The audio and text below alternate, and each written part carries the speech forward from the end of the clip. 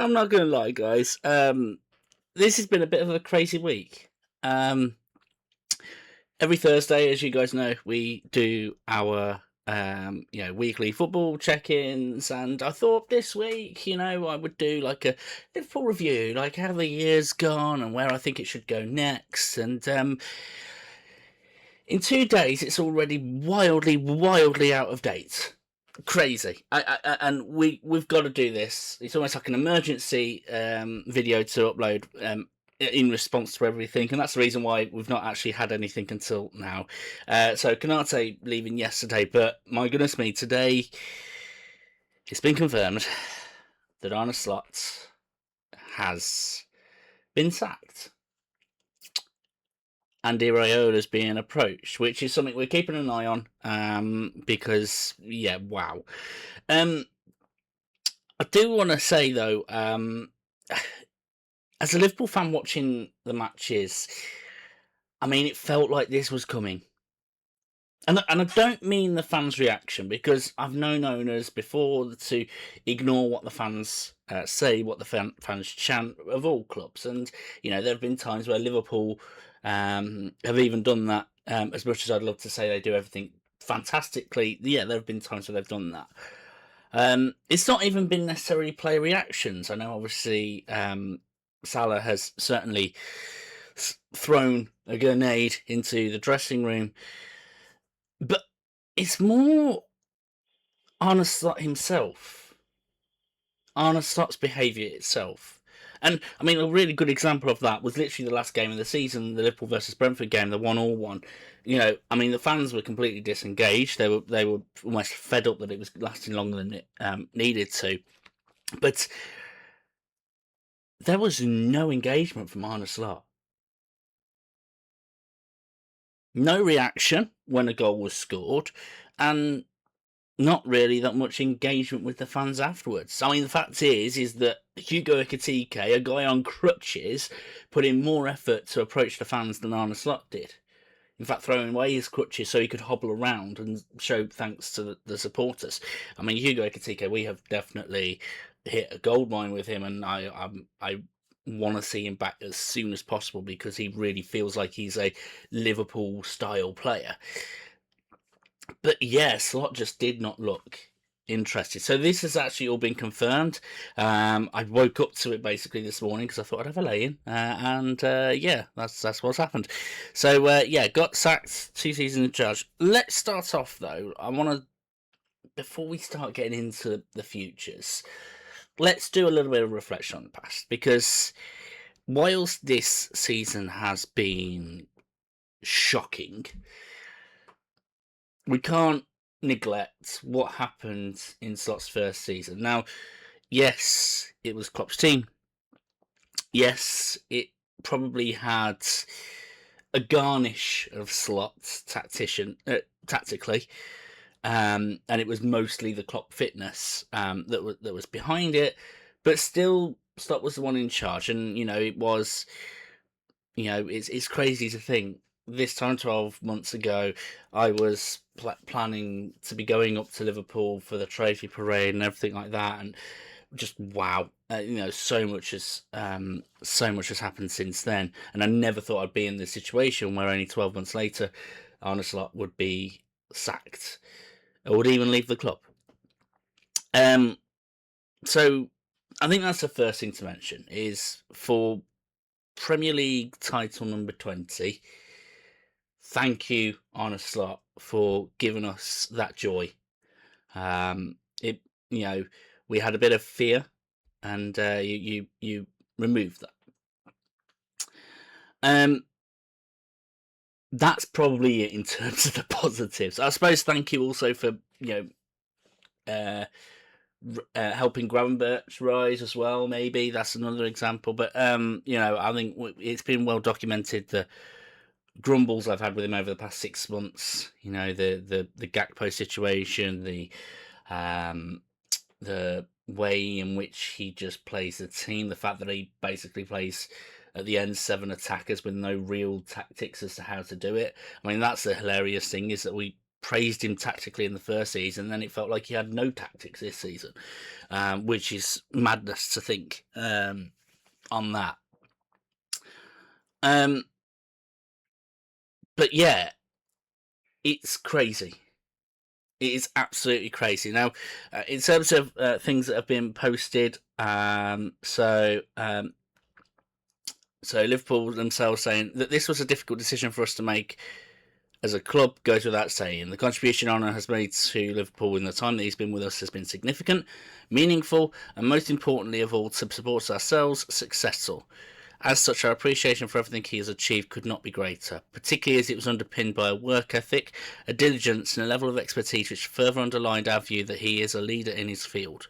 From the moment we first encountered Arne, it was immediately clear that he's an individual who does not merely accept responsibility, he embraces it.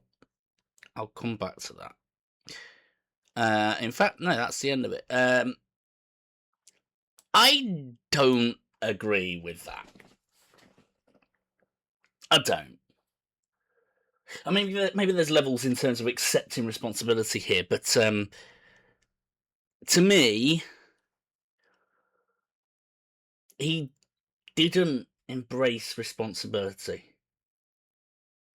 I mean, obviously, we're talking in terms of the dressing room stuff, and we don't have any connections with the dressing room, but you get a really good understanding of whether they accept responsibility as to how they show it in public.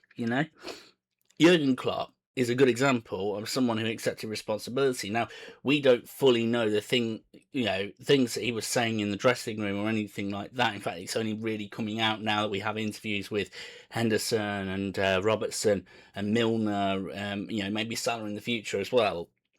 That's the type of person Jurgen Klopp was in terms of the dressing room. But the way he was in the press conferences, socially, he was responsible. He would take the bull by the horns. In fact, he showed more. This is a really good example. This time last season, right? Yeah, the Trent Alexander-Arnold situation. Do you remember that? Jurgen showed more responsibility as a non-manager than Arne Slot did as a manager, by basically telling the fans what they should be doing. It was almost like, no, we're sorting this out. I don't think I ever saw that from Arne Slot. Like, even the the horrible things that happened last summer. The trophy celebration situation, Diogo Jota. The interview with Arne Slot afterwards just felt PR. Just saying how great the club is and how great the city is, and it's like, come on, just talk, take responsibility, and I don't think that that's correct. Work ethic, maybe. Expertise, yes, okay, I'll give him that, right? There was some expertise, there was things that he said that, did wow a few people, so fair enough, and it was successful. Like I say, Premier League title cannot be overstated.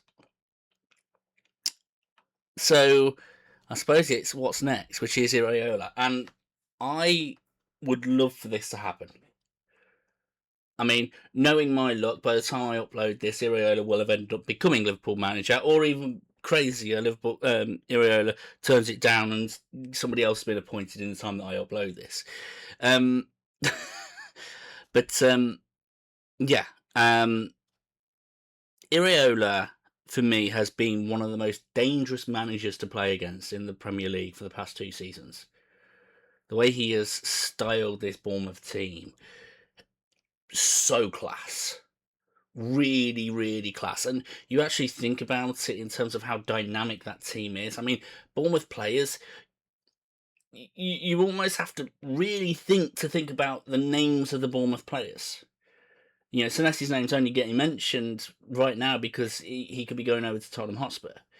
But in terms of other players at Bournemouth, okay, Tavernier, obviously Ryan, everyone's talking amazing about Ryan.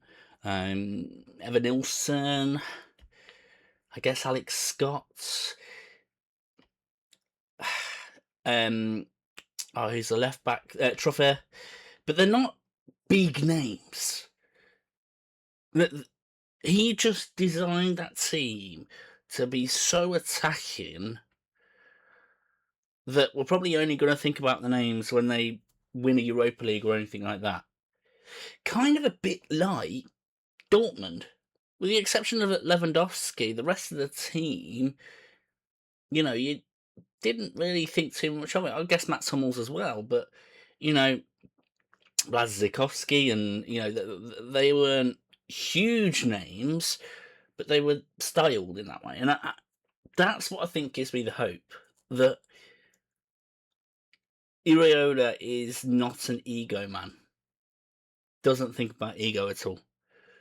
And he has a fun style of play which gets results. Can't beat that. And, I think out of all the matches that I watched, apart from the Merseyside derby, because that one was definitely a case of, local rivalries is going to make it more tense. The one time I was most tense watching a football team play us was Bournemouth. I just remember looking at it and going, ugh. So, who knows? Exciting times ahead. I'm literally checking my phone at any point to see if there has been any news updates, because if there has, I will let you guys know about it. But yeah, it very much feels like Iraola's coming. If he is, then fantastic. This next season's going to be interesting. I don't think it's going to be like winning titles, but I think it's going to be a similar feel to like Jurgen Klopp's second season. A little bit crazy, a little bit dynamic, high scoring, and we make Champions League, let's say third or second this time. I don't think it's going to be, full on win a title, because ultimately so much has gone wrong this season that to fix it again is going to take a bit of effort. But you never know. But I'm finally feeling a little bit more G'd up. I think Liverpool are in a better place if they sign Iraola. I think they're certainly in a better place losing Slot. Obviously, there is a lot that still needs to be addressed. We have lost Robertson, we have lost Salah, we have lost Konate. Van Dijk is aging a little bit further, so that could be on. And actually, the way that Van Dijk was at the end of the season, I don't know if it was disappointment, but it was almost like he was taking one last look at the fans as well. And we've got the situation in terms of attack that we've got. In Viet Sakatika and Isak, it still needs to be styled up and worked out together and different things like that. Midfield, it looks like we could potentially lose McAllister. There is a lot. This is crazy, isn't it? 2 years ago, we had one signing, which was Chiesa, and that was all we had to worry about. Last season was a lot of leavers and a lot of people coming in and a lot of leaving as a result. This season is a lot of people leaving, and we're going to have to bring people in as a result. So there is a lot of work that needs to be done in Liverpool. But I do think before the transfer window properly opens, losing Arne Slot was the best start that Liverpool could have made. If Iraola comes in, then potential we could be having a fun season. And we already had a chaotic league last season and a fun league last season with Sunderland getting Europa League. Congratulations to them. Even in terms of the Championship, with Hull City joining Coventry City and Ipswich up in the Premier League, congratulations to them. With Crystal Palace winning the Conference League, Aston Villa winning the Europa League, Arsenal potentially winning the Champions League today. Congratulations to all of them. And with this, things could be looking a little bit more fun. So, yeah, that's probably all that we've got left to say. Best of luck to Arsenal in the Champions League tonight. PSG is certainly a dangerous opponent to be playing up against. It's basically control versus chaos, and we'll see what comes out of that. But I suppose all that's left to say, guys, is that until next time, feel free to like, share, subscribe, and take care.